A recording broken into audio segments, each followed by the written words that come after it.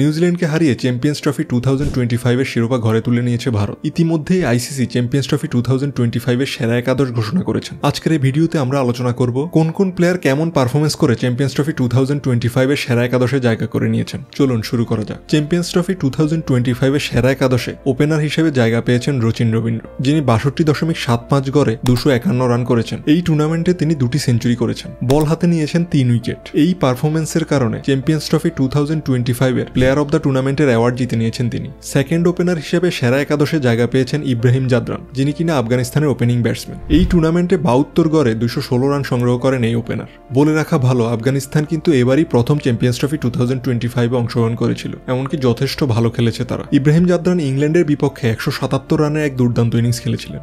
3 নম্বরে রাখা হয়েছে বিরাট কোহলিকে, যিনি 54.5 গড়ে 218 রান সংগ্রহ করেন এই টুর্নামেন্টে। বিরাট কোহলি একটি সেঞ্চুরি করেছেন এই টুর্নামেন্টে, যা কিনা ছিল পাকিস্তানের বিপক্ষে। এই টুর্নামেন্টে রান করার মাধ্যমে সচিন টেন্ডুলকার এবং সাঙ্গাকারার পাশাপাশি 14,000 রানের মাইল ফলক স্পর্শ করেছেন বিরাট কোহলি। 4 নম্বরে রাখা হয়েছে শ্রেয়াস আয়ারকে, যিনি কিনা প্রত্যেকটা ম্যাচই কনসিস্টেন্টলি ভালো খেলেছেন। 48.6 গড়ে 243 রান সংগ্রহ করেছেন এই টুর্নামেন্টে শ্রেয়াস আয়ার, যার মধ্যে 2টি 50 ছিল। 5 নম্বরে রাখা হয়েছে উইকেট কিপার ব্যাটার হিসেবে KL রাহুলকে। 140 গড়ে 140 রান সংগ্রহ করেছেন এই টুর্নামেন্টে তিনি। বিশেষ করে 34 রানের অপরাজিত থেকে ফাইনাল ম্যাচে যেই ইম্প্যাক্টফুল ইনিংসটা খেলেছেন সেটা ছিল দারুণ। 6 নম্বরে রাখা হয়েছে গ্ল্যান ফিলিপসকে। 59 গড়ে 177 রান সংগ্রহ করেছেন এই টুর্নামেন্টে তিনি, এমনকি বল হাতে নিয়েছেন 2 উইকেট এবং 5টি ক্যাচ ধরেছেন তিনি। এই টুর্নামেন্টে সবচেয়ে দুর্দান্ত ক্যাচগুলো ধরেছেন গ্ল্যান ফিলিপসই। আফগানিস্তানের দ্বিতীয় প্লেয়ার হিসেবে চ্যাম্পিয়ন্স ট্রফি 2025 এর সেরা একাদশে জায়গা করে নিয়েছেন আজমতুল্লাহ ওমরজাই, যিনি 42 গড়ে 126 রানের পাশাপাশি 7 উইকেট নিয়েছেন, যার মধ্যে ইংল্যান্ডের বিপক্ষে এক ম্যাচে 5 উইকেট সংগ্রহ করেছিলেন তিনি। সেরা একাদশের অধিনায়ক হিসেবে নির্বাচন করা হয়েছে মিচেল স্ট্যান্টনারকে, যিনি 26.6 গড়ে 9 উইকেট সংগ্রহ করেন। স্ট্যান্টনারের ইকোনমি ছিল 4.80। তারপর জায়গা পেয়েছেন ইন্ডিয়ান বোলার মোহাম্মদ সামি, তিনি 25.8 এভারেজে 9 উইকেট সংগ্রহ করেছেন। সর্বোচ্চ 5 উইকেট নিয়েছেন বাংলাদেশের বিপক্ষে। তারপর দলে জায়গা করে নিয়েছেন ম্যাট হেনরি। 16.7 গড়ে 10 উইকেট সংগ্রহ করেন এই টুর্নামেন্টে, যার ফলে সর্বোচ্চ উইকেট টেকার হিসেবে নির্বাচিত হন তিনি।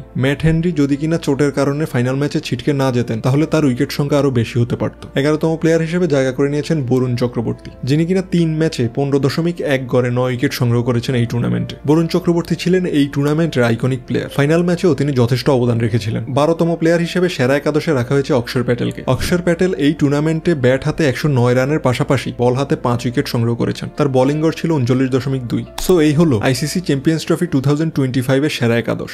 কোন কোন প্লেয়ারকে এই সেরা একাদশে রাখা উচিত হয়েছে বা উচিত হয়নি, সেই প্রসঙ্গে আপনাদের মতামত অবশ্যই কমেন্ট বক্সে জানাবেন।